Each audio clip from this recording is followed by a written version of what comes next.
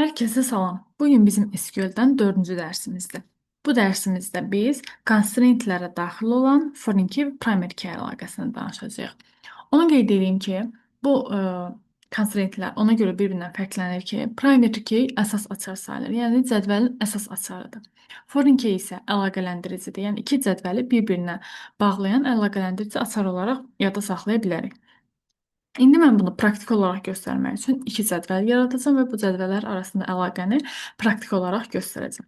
Bunun üçün mən birinci cədvəlimi yaradıram. Cədvəl yaratma əmrimiz create table-dır. Create table, ilk cədvəlim olsun customers və sütunlarımı daxil edirəm. Customer ID, tipini number verirəm və customer name. Tipi simvol tipini qəbul etdiyi üçün varchar olacaq və 20 simvol tam ki qəbul edəcək.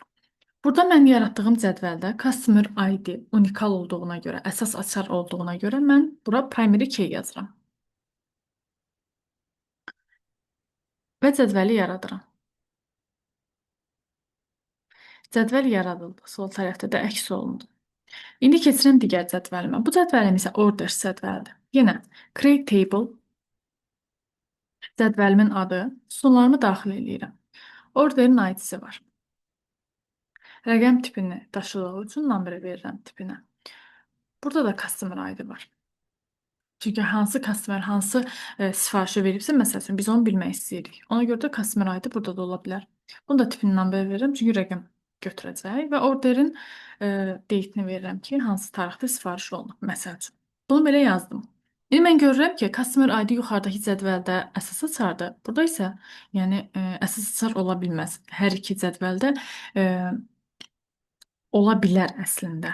Amma yəni mən bu iki cədvəlləri bir-birinə bağlayacağamsa, ikisi də primary key ola bilməz. Burada əgər bağlantı varsa, birində əsas olan sütun, digərində əlaqələndirici sütun olacaq.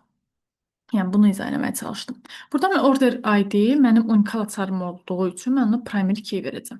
Bir cədvəldə də birdən artıq primary key ola bilməz. Yəni mən həm bura primary key yazım, həm bura primary key yazım, olmaz. Error verəcək və cədvəl yaradılmayacaq. Oradan bilirəm ki, customer ID order cədvəli üçün əlaqələndiricidir. Yəni foreign keydir. Foreign keyin cədvəldə yazılışı belə olacaq. Birinci constraint sözünü yazırıq. Konstrahentimizə ad veririk. Konstrahentin adının verilməsi foreign key ilə başlayır. Yəni biz bilək ki, foreign key bizim cədvəlimizdə hansı sütundur və hansı cədvəldən istinad edib götürürüksə, həmin cədvəlin adını veririk ki, bilək ki, bu cədvəlin constraintidir. Ona görə mən foreign key altdan xətt customers verdim bu constraintin adına. Daha sonra foreign key yazırıq. Hansı sütunumuz foreign keydir? Görürük ki, customer ID. Yəni customer ID sütunu order cədvəli üçün əlaqələndirici sütundur, amma customer cədvəli üçün isə əsas primary keydir. Ona görə də mən bilirəm ki, customer ID burada foreign keydir. Və references hardan referens götürür? Customer cədvəlinin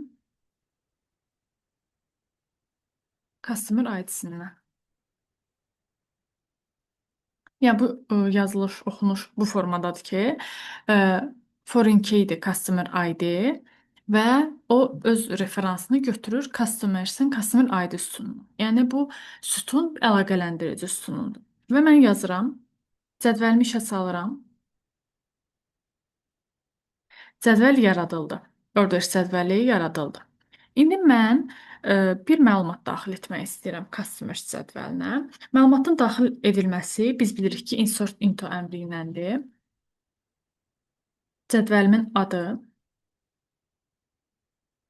values. Əgər iki dataya da, sütuna da data əlavə eləyəcəmsə, customers cədvəlindən sonra, cədvəl adından sonra, customer sözündən sonra mən ehtiyac yoxdur ki, bütün sütunların adını tək-tək yazım. Ona görə birbaşa values yazdım. Burada ID-im 1-dir və customer name Annadır.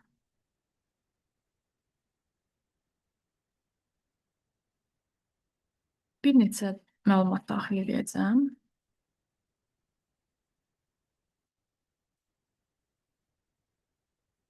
İkidir.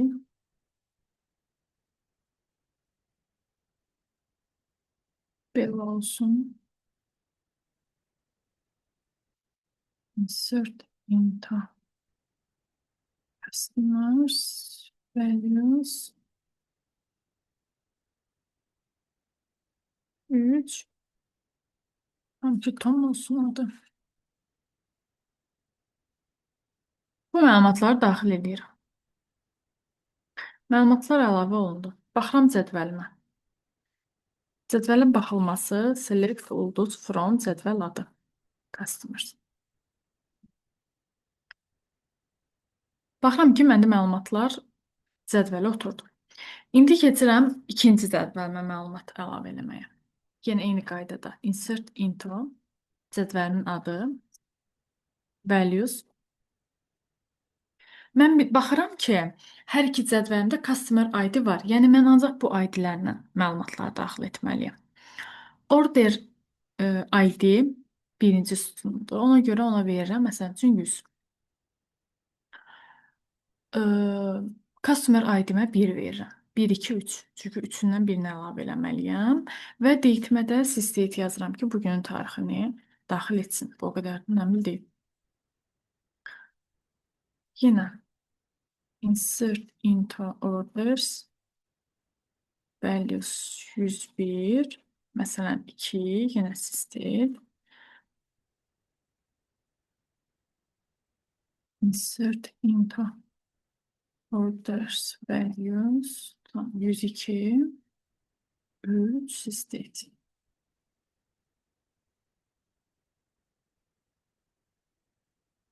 Məlumatlarımı daxil elədim. İndi cədvəlimə baxın. Select ulduz from orders. Hər bir məlumat sistemə daxil olundu. İndi primary key və foreign key əlaqəsi nəyə görə istifadə olunur cədvəllərdə? Tutalım ki, mən orders cədvəlimə başqa bir məlumat əlavə eləmək istəyirəm. Insert into orders values. Tutalım, bu dəfə 103-dür. Order ID-im, 4-dür customer ID-im və state-də yazıram bura. Əgər mən bu cədvəli icra eləsəm, xəta alacam ki, sən constraint qaydalarını pozursan. Bu 4-ü daxil eləyə bilmərəm. Niyə? Çünki mənim əsas cədvəlimdə əlavə etdiyim datada 1, 2, 3 ID-si var. 4 ID-si yoxdur. Ona görə mən digər cədvəlimdə, foreign key olan cədvəlimdə yuxarıda olmayan hər hansı bir məlumatı əlavə eləyə bilmirəm. Bu cədvəllər bir-birindən əlaqəlidir. Ona görə foreign key, primary key əlaqəsi yaradılır ki, cədvəllərdə əlavə hər hansı bizə lazım olan informasiyadan artıq məlumat daxil edilməsin və yaxud da hər hansı bir məlumat silinməsin. O zaman biz error alacağıq. Ona görə constraint istifadə olunur. Və yaxud da mən çalışıram ki, customers cədvəlimdə hər hansı bir silmə icra edeyim. Silə biləcəm? Xeyr. Delete from customers hardakı, məsəl üçün, customer ID bərabərdir 1. Bunu icra edirəm. Yenə silə bilmirəm, çünki mən cədvələ qoyulan constraint-i pozmağa çalışıram. Ona görə də mən primary key, foreign key cədvəlində əlaqəsində, daha doğrusu cədvəl istifadə edirəm ki, cədvələ hər hansı bir artıq məlumat əlavə etməni və yaxud da cədvəldə olan məlumatın səhvən silinməsinin qarşısını alım. Təbii ki, bu cədvəllər arasında olan əlaqəni qırmaq mümkündür. Sadəcə olaraq o icazə bizdə olmur. Onu pozmaq icazəsi bizdə olmur. Yada saxlamaq lazımdır ki, cədvəllər bir-biri ilə necə əlaqələndirilir? Bizdə primary key olan cədvəl, əgər bizim yaratdığımız sütun bir cədvəl üçün primary key, digər cədvəl üçün foreign keydirsə, həmin cədvəl bizim üçün parent cədvəli adlanır. Burada olduğu kimi, məsəl üçün mən burada silinmə əməliyyatı apardım. Deyir ki, sən parent cədvəlinin qaydalarını pozursan. Oradakı məlumatlara istinad etmirsən. Burada 1, 2, 3 vermirsən, amma sən 4 daxil eləmək istəyirsən. Ona görə mənə bu xətanı verdi. Amma mənim foreign key olan cədvəlim, orders cədvəlim isə child cədvəli adlanır. Baxın, mən burada əsas cədvəldə, parentda silinmə aparmaq istədim ki, ID-si 1 olan sil. Mənə lazım deyil. Mən o informasiyanı səhv məsəl üçün əlavə etmişəm. Amma deyir ki, sən child cədvəlinin qaydalarını pozursan. Niyə? Çünki sən birinci cədvəldə, əsas cədvəldə gedib biri siləcəksən, amma mən child cədvəlində birlə bağlı məlumat daxil etmişəm. Bəs bunu nə edəcəm? Ona görə də bu cədvəllərdə olan məlumatı, itkini qarşısını almaq üçün bu əlaqələrdən istifadə olunur və cədvəllər arasında əlaqənin qopması üçün, qırılması üçün, silinməsi üçün bizim icazəmiz yoxdur, amma onu da etmək mümkün olur. Sadəcə bu qədər bilmək kifayətdir. Yox, əgər biz istəyiriksə ki, tutalım, yaxşı, hər hansı bir silinmə edə bilmirik, bizdə hər hansı bir icazə yoxdur və s. amma mən istəyirəm ki, silim, bəs bu halda nə edə bilərəm? Bu halda birinci child cədvəlini silə bilərik, ondan sonra parent cədvəli. Çünki child parentdan sonra yaradılıb. Yəni mən əgər burada durub table bizim orders cədvəlimiz child cədvəli idi. Məsələn, bunu icra eləməyə çalışsam, bu cədvəl silinəcək. Çünki orders öz əlaqələrini customers cədvəlindən götürmüşdü və sol tərəfdə görürük ki, cədvəlimiz silindi. Hə, ondan sonra mən gedib əsas cədvəlimi silə bilərəm.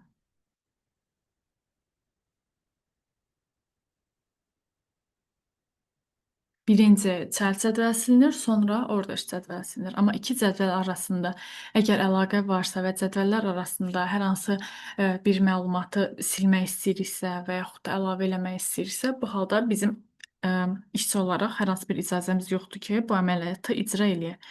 Sadəcə olaraq birinci child cədvəlini, sonra isə e, parent cədvəlini silə bilərik. Primary key və foreign key əlaqəsinin izahı bu qədərdir. Hər hansı sualınız olsa kommentlərdə yaza bilərsiniz. Növbəti dərsdə görüşərik.